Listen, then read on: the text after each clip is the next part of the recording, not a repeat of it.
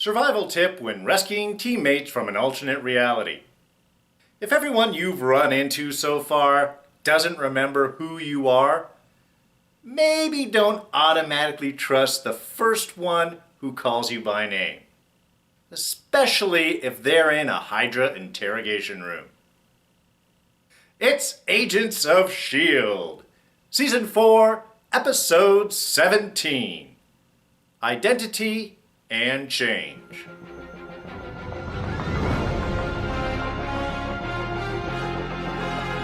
Hey everyone, D here, and welcome to this week's review of Agents of S.H.I.E.L.D. So yes, lots of spoilers are coming your way starting now. Alright, so another great episode this week. I've said it before, I'm going to say it again. With these little arcs, these shortened pods, they've really pushed the storytelling forward. Everything is really tight. We don't have much drag. It's just event to event and following through. Not a lot of just surreptitious, let's talk for 15 minutes to try and fill in airtime. So really enjoying the pacing of these episodes. And of course, we are diving deeper. We get to meet our other missing teammates, Mack and Mace today. Get to see what they were coming up, what they've been up to in the framework.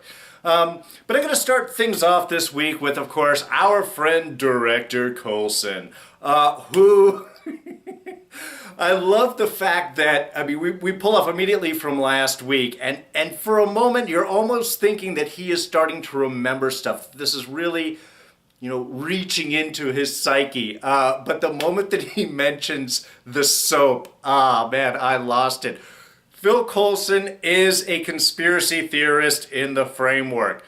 Teacher by day, conspiracy theorist by night. I mean, it makes sense. It's not totally conspiracy for him. He is really reacting to mostly the truth and then kind of grasping at straws for the rest of it. But I loved how this soap idea continued throughout the episode, how much he's the artisan who's making his own soap. And then he's blaming the soap. The soap made me do it. And then suggesting, of course, that other people should be making their own soap. So I love that little continuous play. But you can see there are little moments where old Phil jumps through, specifically the gunfight at the end. Even when he gets on the on the Quinjet there and looks is like, wow, I did pretty good there. Yes, he's an accurate shot. It's in his system.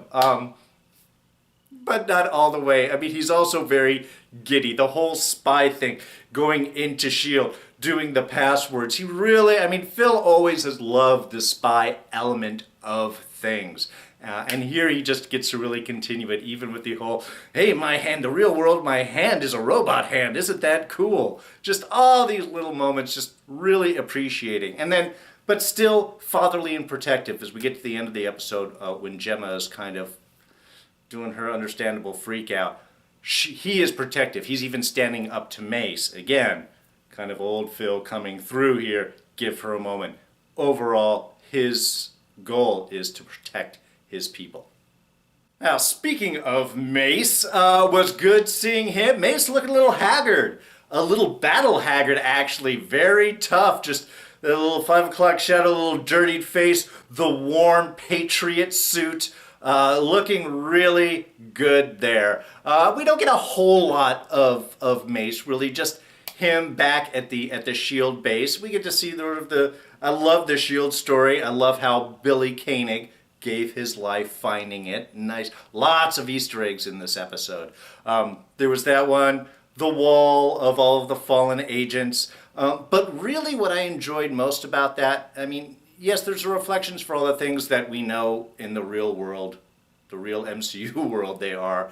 But the fact that they are using, that S.H.I.E.L.D. at this point is using their energies, using their focus to protect the Inhumans. Not just fight Hydra, but pull out Inhumans, suspected Inhumans, families of Inhumans that might be hunted by Hydra. They are being the S.H.I.E.L.D. And I think that was just a really appropriate way of using the resources and bringing us right into the world. And again, living up the idea of what S.H.I.E.L.D. is to protect those that can't protect themselves. So I thought that was those were a great moment and some great choices there to continue S.H.I.E.L.D. within the framework. And of course, Mack we get to catch up with. Lovely seeing Mack again, and Mack is who he is. Him in the framework is really not that much different.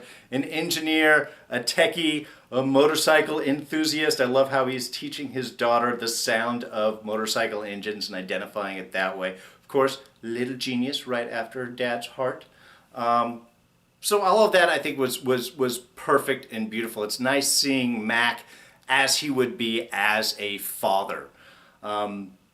Unfortunately, that love of his daughter and that type of dedication is what ends up costing him, and why S.H.I.E.L.D. goes after him. Of course, now that Ada, Madam Hydra, knows that Gemma's in the framework, that's why we picked out Mack, is she knows who Mack is, just looks him up and knows that that is the best way to expose Daisy, who, God, fell for it so easy. You would think that after her indication with May and her not realizing things, and after running into Fitz and not remembering anything, and then even after Phil and all of that work, yeah, Phil finally sort of kind of remembered.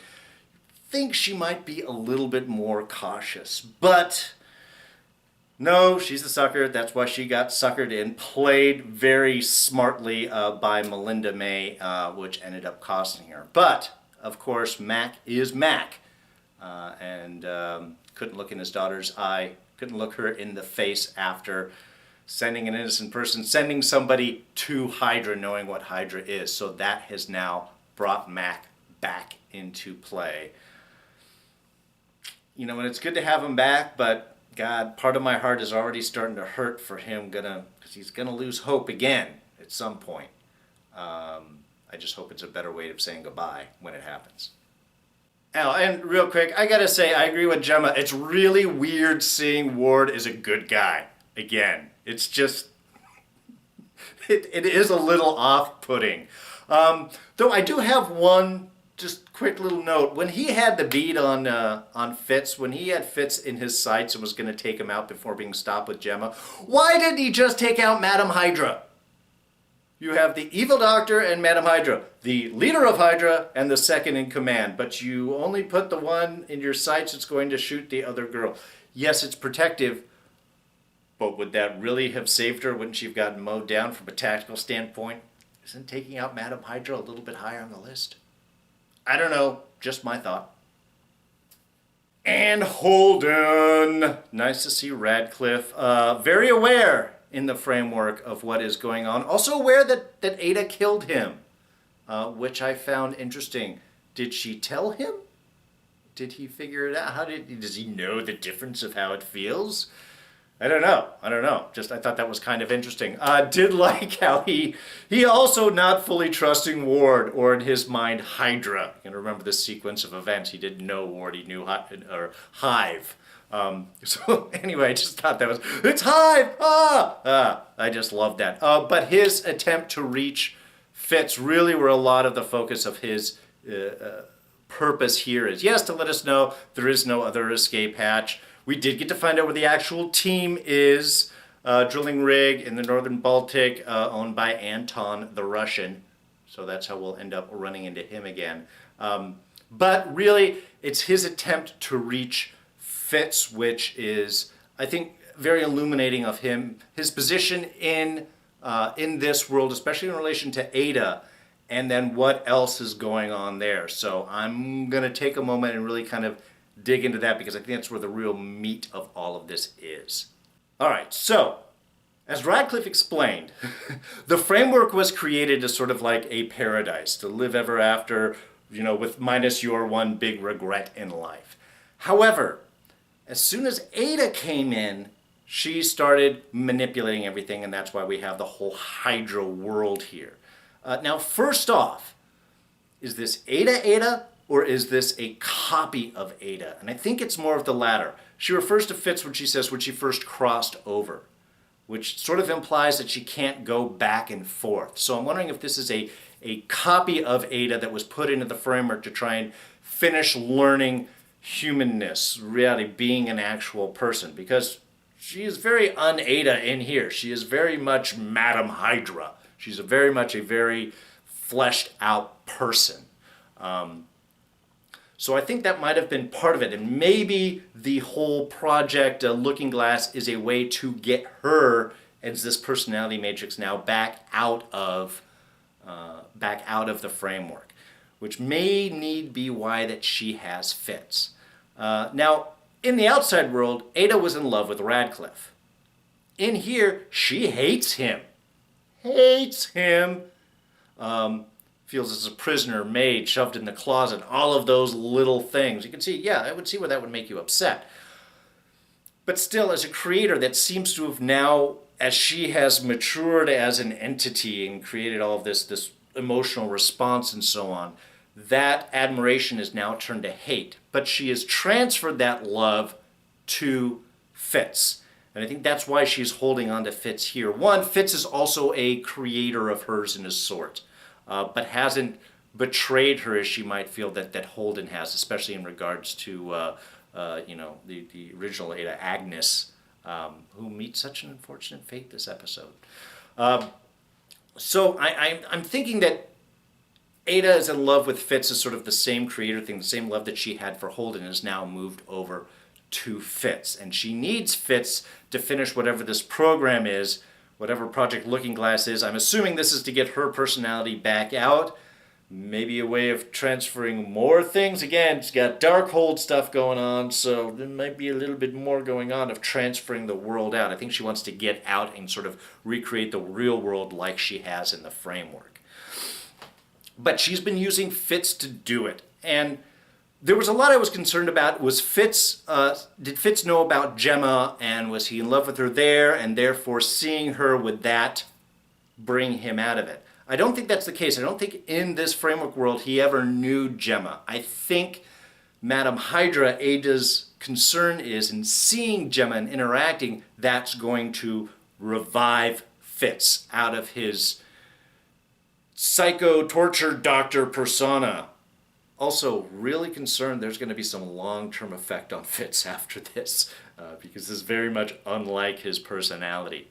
But I'm also wondering if maybe through that Ada has used some of Fitz's emotions towards Gemma and altered that towards her. Especially when Fitz said the line is, "I would cross the universe for you." Now, we already know that he's done that with Gemma, and Holden threw that right back at Fitz as well. You cross the universe for her. The two of you are an unstoppable force. Kind of the team up that Fitz is picturing him and Ada in this world is, of course, what he and Gemma are in the real world, the real MCU world. So anyway, I'm sort of looking at how Ada has manipulated Fitz throughout this, because he's definitely not a torturer. He's not a sadist. So how early did she start twisting and affecting his life? And she's doing it, and I think she's using his feelings toward Gemma and manipulating those neurons and memories and replacing Gemma with Madam Hydra in there. And that's why she's created such a response, why she's created such dedication to make sure that Fitz does not betray her. Unlike Holden, who in the real world especially she could not control, and her concern, which is why she ended up killing him, is that he would thus infect and would destroy the framework. Now that he's in there, I'm sure that he'd be more than happy to do something like that. But anyway, I'm seeing all of this interaction back and forth, and I'm just thinking, I think that's what's happened. Ada has manipulated the memories of Fitz, replaced Gemma's in there with her to create that emotional response drive, and she doesn't want him interacting at all with Gemma for the concern that would yank him back into being the real Fitz. So, a lot of stuff going on, a lot of freakiness, but definitely Madam Hydra in this world, a force to be reckoned with, someone not to be trusted, very, very scary, and she has created a very psychotic, unstable beast in our friend Leopold Fitz. All right, just a couple of small things. One, good to see that Mack is still preparing for the robot apocalypse, both still loving and sharing with his daughter Chopping Mall, along with a few other of the robot movies that he and Yo-Yo were speaking about. So, good bit of continuity there. The one thing this episode did is demonstrate what a terrifying force Hydra would be. So, Fitz's final line in wrapping up his briefing about making society great again, I'm just going to leave that right there. Daisy's fight in the elevator and her escape I thought was beautiful, quick, and nice. However, seriously, going out the front door through the lobby, that was your big plan? Not a good plan. All right, and just real quick, did you guys catch the new Thor Ragnarok trailer? Oh, so good. My new most anticipated movie of the year. Can't wait. All right, I think that sort of wraps things up for us for this week. Certainly wraps things up for Holden, being tortured in the room next to Skye. Ew. Man, we don't know who Fitz is in this world, do we?